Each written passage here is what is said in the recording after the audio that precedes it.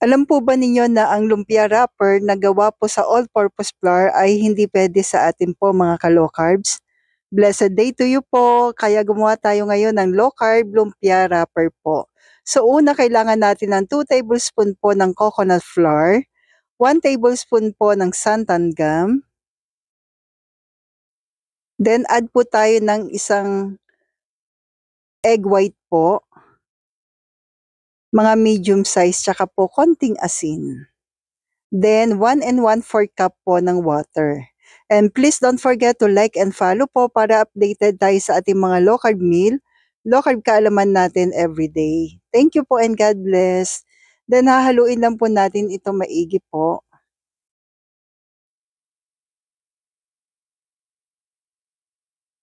Then lulutuin na po natin sa ating non-stick po na kawali. Pwede rin po siyang brush, ibabrush lang po natin ng ganyan. Katulad ng nakikita po natin kung paano gawin yung mga lumpia wrapper. Pero this time, gagamit po tayo ng brush or ng spoon po. Yan. Then, antayin lang po natin na medyo maluto po siya yung sa gilid na mag-light na brown. Then, kusa na po siya naaangat or aangat na natin mas mabilis. So, una dito po, brush pa lang yung gamit ko po. Then, sa pangalawa po, gagamit na po ako ng spoon. So, nasa inyo na po kung alin ang mas pwede or mas okay po sa inyo po. Yan. So, dahan-dahan lang natin iaangat po ito. Magkukusa naman po yan once na naluto na po siya. Ilagay lang po natin sa isang plato na mayroon pong plastic po. Yan. So, ganyan po yung magiging itsura po niya pag naluto na po.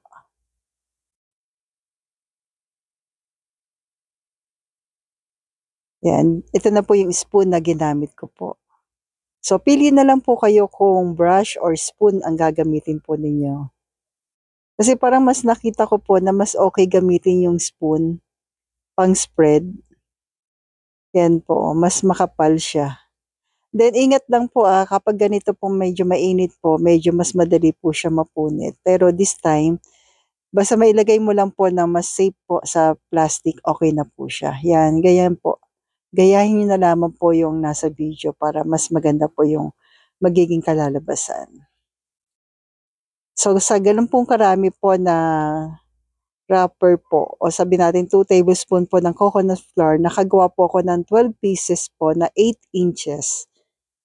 7 to 8 inches po na wrapper po. Lumpia wrapper. Yan.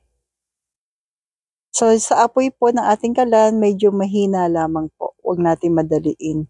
Mabilis naman po siya. Basta po, nag-ano na po yung kanyang yung init ng kalan. Yan, siguraduhin lang po natin may spread natin na maigi. Katulad po niyan. Then, after ilang minuto, aangat naman po siya. At para mas madali na po natin maalis. O diba po, napakadali lamang po. Meron ka na pong low carb na wrapper. So ituloy ko na rin po sa inyo, ipapakita ko na rin po kung paano ko naman siya gamitin po sa ating lumpia. Yan, ayan po yung may takip na ng plastic. So nung malamig na, tsaka natin siya gagamitin. Tingnan niyo po kung gaano siya kakapal. Ang ganda ng texture niya. Yan. So balutin na po natin yung ating lumpia. Pakita ko po sa inyo sample. Yan, ganyan po yung kanyang kakapal. So sa ating giniling po, pwedeng pork, pwedeng chicken, pwede din naman beef. Nilagyan ko lang po na asin, konting paminta at maliit na sibuyas. Nilagay ko sa rep, pinalamig ko muna po bago natin balutin. Yan po, ganyan. Then optional po, naglagay ako dito ng cheese. Pero pwedeng wala po Optional lamang po yan. Yan po. Then yung ating pinakapandikit, yung egg yolk, nilagyan ko ng tubig para walang sayang, di ba po?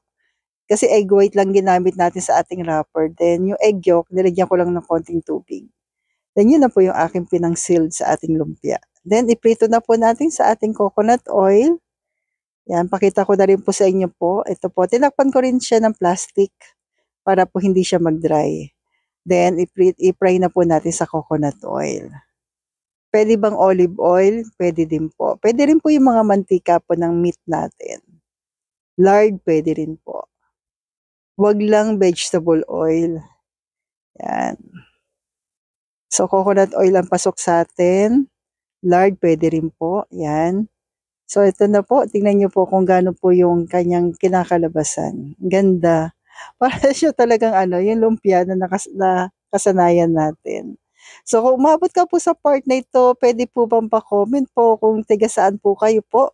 At buong puso ko muling pasasalamatan para alam ko lamang po kung saan aabot yung aking lumpia. So, thank you po. Naway makatulong po sa mga nakakamiss na dyan sa mga lumpia. So, stay healthy. Stay low carb po at pinang-partner ko po dito yung aking meatball soup. Thank you po and God bless. Palambing naman po, pa-share.